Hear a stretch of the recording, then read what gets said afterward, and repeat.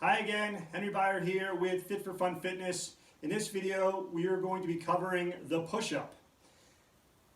Now, the push-up is an excellent exercise for developing upper body strength, but it's also good for all body strength as well because you really have to hold the body rigid in order to perform a push-up well.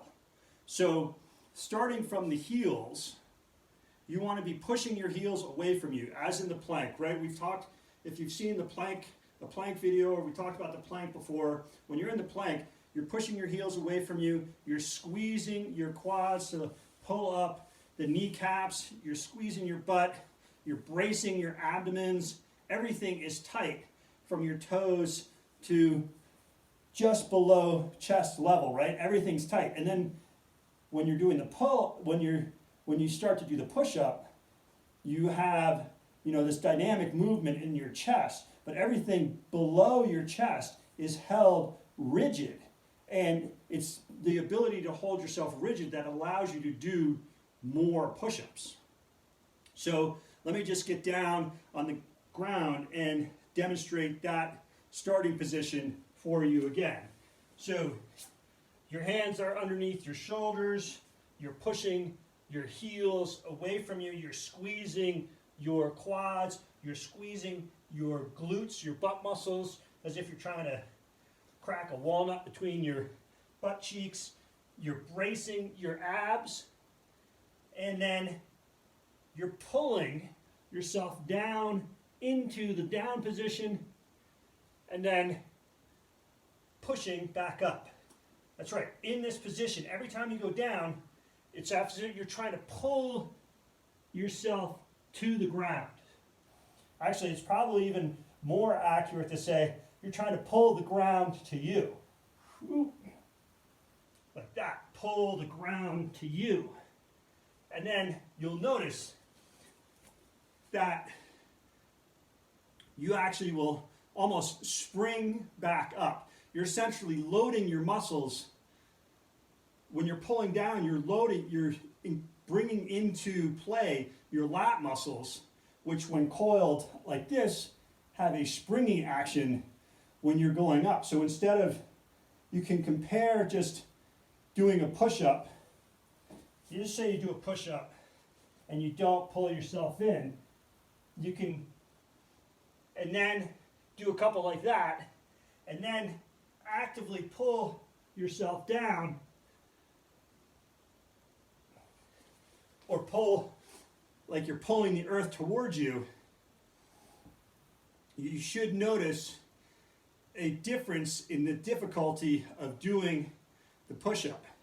Now that's a straightforward push-up for someone who can do push-ups. And when it comes to doing push-ups for strength exercise, we want to be doing a certain number of reps.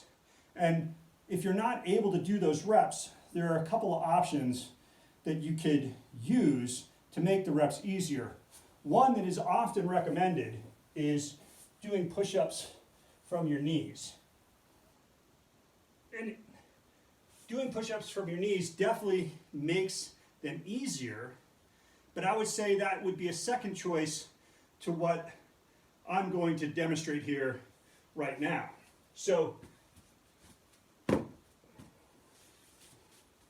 elevating your hands is a preferred method in my mind to making a push-up easier. I'm using yoga blocks here, but a table would work, a couch would work for raising your hands, a chair, a bench, anything that gets your hands up and allows you to do the prescribed number of reps in a fashion that has the reps be difficult but not impossible.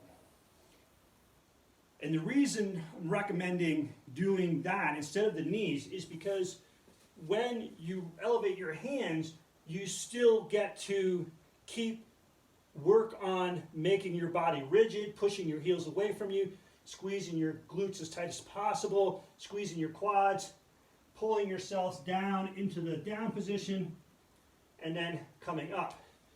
When on your knees, you eliminate some of that action. there's just not as much tension required when going from your knees. And that's what ends up making the push-up easier when you're doing them from your knees. But in order to transition from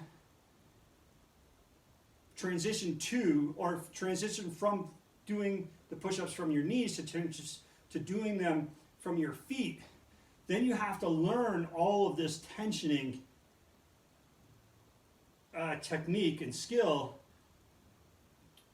while making that transition. If you begin by just elevating your hands, then you're learning those tensioning techniques from the very start. So it's really a big part of the push-up is those tensioning techniques. If you perfect the tensioning techniques, it actually makes the push-up easier. So by elevating your hands and practicing the tensioning techniques, you're learning good push-up form, and you learn those tensioning techniques starting with the plank, right? So you can practice just doing the plank.